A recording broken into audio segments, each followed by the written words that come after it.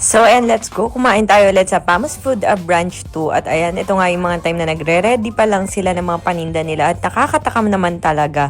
Tingnan nyo naman, bagong luto lahat. At talaga namang mapapaulala ka sa dami at sarap ng kanilang mga naka-reading pagkain. Lalo na to guys. So, tingnan nyo naman, nagmamantika. Halata mo talagang masarap siya. So, dito yan mabibili guys sa EJ's Quality Xiaopan, sa MJ's Fresh Buko. Napakasarap din talaga pati itong Le Bistro Korean food. So kung mahilig ka sa Korean, this is for you. And syempre, hindi ko rin matigilang tingnan ang napakasarap ng mga shawarma dito. Ayan, Queen Shawarma, meron silang pita, meron din silang shawarma rice and etc. So ayan nga, super enjoy ng anak ko at nagpadaos-os na siya sa inflatable natin. And yes guys, lagi nating dinidisinfect yan araw-araw. At ayan, nagsisimula na dumami ulit ang mga tao dito sa events place. Dati kasi dun sila sa labas nakatambay. Pero dahil ang dami na nga nating laruan, may mga beer pong at naglagay pa tayo ng billiard ngayon at may mga mascot din. Yes guys, 5 mascot nga pala yun nandito ngayon. So ito guys, tinresting ko talaga tong Jot. Ano daw? Ayan, biryani. So ang in-order ko dito guys is yung kanilang biryani na chicken. So namiss ko kasi yung biryani sa Dubai and tetestingin ko kung ganun ba yung lasa nito. At ayan, napa-order talaga ako. At sino magsasabi na hindi malinis? Indian food? Indiano kasi guys yung may-ari niyan. So kita mo naman, naka-gloves pa talaga sila. At meron na pala tayong inflatable guys. Yes, pwede na kayo mag-swimming. Tapos ito nga, ang sarap-sarap ng chowpan dito guys. Tapos may mga ulam din sila, kagaya niyan, yan. At yon.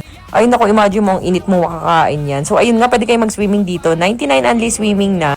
49 naman kapag 30 minutes. So ayun, nag-enjoy sila sa mga mascot natin guys. Meron tayong indoor at meron tayong outdoor. So ayan, umiilaw-ilaw dito at may pabanda pa. So ayan, napakarami nating kainan at may mga available space pa naman guys. Pero pumunta agad kayo kasi pagpadilim na ang gabi, mas parami yung tao. So ito, napakasarap din ng juice nito guys, laging bago. At na-testing ko rin to guys, masarap din yung kanilang mga pagkain dito, sobrang quality talaga. Tapos yan, umorder ako ng chow fan. Tapos sabi ko, yung may longganisa nga po. Yung chow fan nila, napakabongga naman talaga kasi talagang hindi siya dry. Tapos ayan, umorder ako ng favorite kong fried noodles. Sabi ko, dami mo naman ng toge. Ayan. So, ayan na, nilagay na niyang ganyan at dinamihan nga naman niya ang toge. At syempre, nilagyan niya ng parang toyo-toyo, ganyan, pampalasa, pampasarap. And ayan, malapit na agad siyang matapos. O, diba guys, napakasarap ng fried noodles dito. Testingin nyo talaga, must have talaga. Tapos ito naman yung chow pa na hinalo-halo na talaga namang bongga. Ito naman shawarmus naman to guys. So, ito testingin nyo rin to guys. Ang shawarmus, ayan. So, makikita nyo sa next vlog ko na kinakain ko talaga yung mga pagkain na yan. Tapos, ayan, nagulat ako. Ang dami-daming kids na naglalaro dito sa ating palaruan. Pati sa basketball natin. Tuwang-tuwa talaga sila.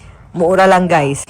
25 limang bola na. Parang 5 piso lang isang shoot. Tapos, dito naman sa inflatable natin, parang 49 pesos. Something ganun lang, guys. Magdala na lang kayo medyas kung ayaw nyo bumili dito. Pero, syempre, nire-required natin na mag-medyas for safety lang din ng mga kabataan.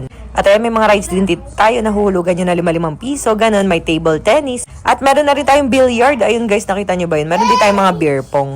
Ayan, nag-enjoy talaga yung mga bata sa playhouse natin. At ayan, padami yung laruan natin dyan. Inintay ko lang dumating yung mga order ko. O diba, punta na kayo guys, 5 PM to 12 AM, Monday to Sunday dito sa Pamos Food Branch 2, Calauan, Laguna. And syempre sa Pamos Branch 1, sa likod ng LDB, tapat ng Pure Gold.